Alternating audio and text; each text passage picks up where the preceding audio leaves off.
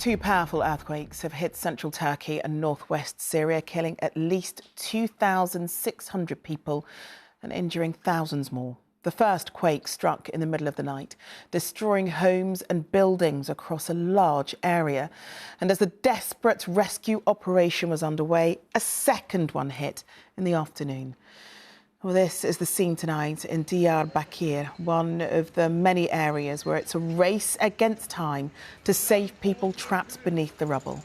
With the temperatures well below freezing, it's even more challenging. In a moment, we'll have the latest live from our correspondent Emma Murphy, who is in Turkey. But first, here's her report on the terrible destruction and a warning that it does contain images that you may find upsetting. Just after 4 a.m, as a nation slept, nature unleashed its untamable force. The ground began to tremor. The rattle of buildings grew. Lightning tore through the sky. And the quake grew stronger. Then, darkness. Within seconds, building after building was downed.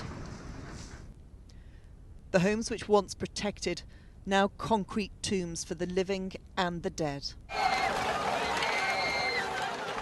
The screams of those who survived echoing through the night. The screams of those trapped beneath, silenced by the mass upon them. For some, there was the mercy of rescue. But many thousands more are now trapped across this shattered land.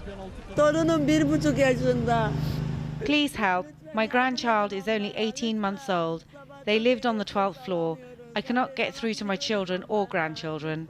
This is the 7th floor. I'm looking for my sister-in-law and two of my niece's nephews in there. I could not get through to them.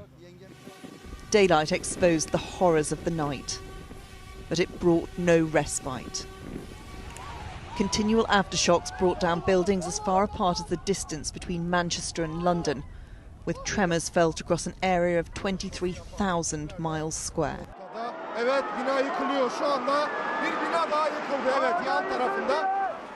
Southern Turkey, an estimated 2,000 buildings have collapsed. Lives at an end every second. The trappings of those lives are a reminder of the monumental tragedy unfolding here. And then a second earthquake.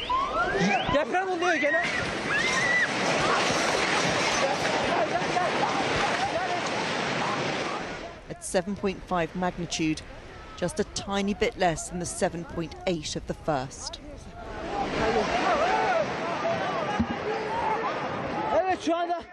Across central and southern Turkey, entire neighbourhoods have been destroyed, levelled before many could find their way to safety. The death toll is already in the thousands. For sure it will grow. Borders mean nothing to nature. This quake was felt strongly across 8 countries and brought yet more harm to those who have survived the man-made hell of Syria's war. This time, they didn't escape this destruction. They are just on the ground. People are under the rubble. They are trying to help. But what can one vehicle?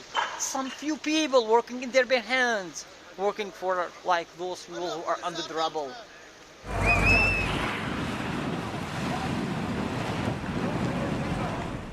They're used to searching for the living and the dead in broken buildings here. But those who've died are not the victims of enemy attack, but victims of the fault lines beneath the land they survived a war on. Young lives gone, old lives too, so many more destroyed. What more can be endured by people already so harmed? The scale of the damage is beyond anything one nation can handle alone. Around the world tonight, rescue teams are heading here, aware that many more lives will slip away in these freezing temperatures. They will save some, but be unable to save many more. Man's might is no match for nature's. What harm she has wrought. Emma Murphy, ITV News, Turkey.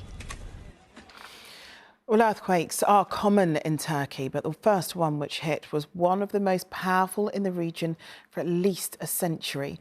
The epicentre was near the southern Turkish city of Gaziantep. The 7.8 magnitude quake struck in the early hours of the morning while many people were asleep.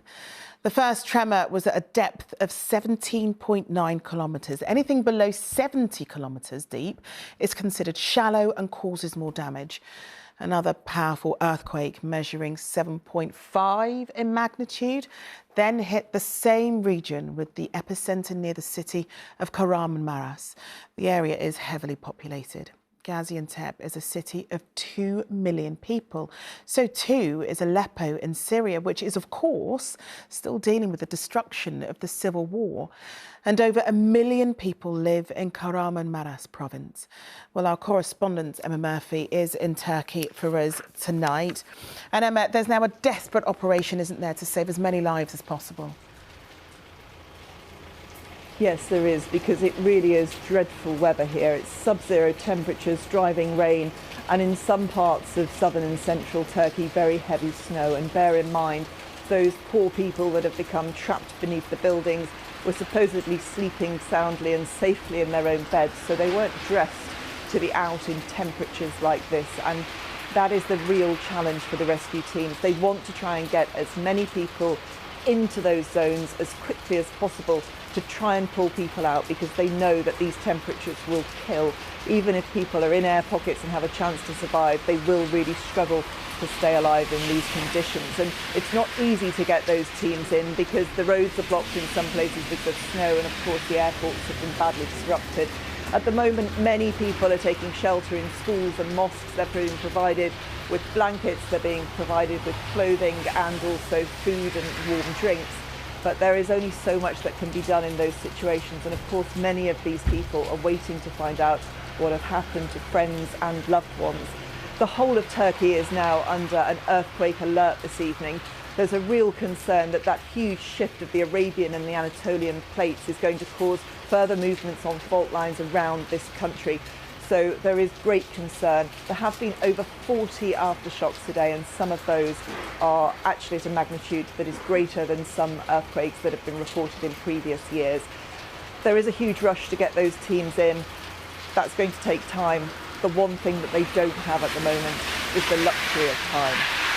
OK, Emma, thank you very much for that.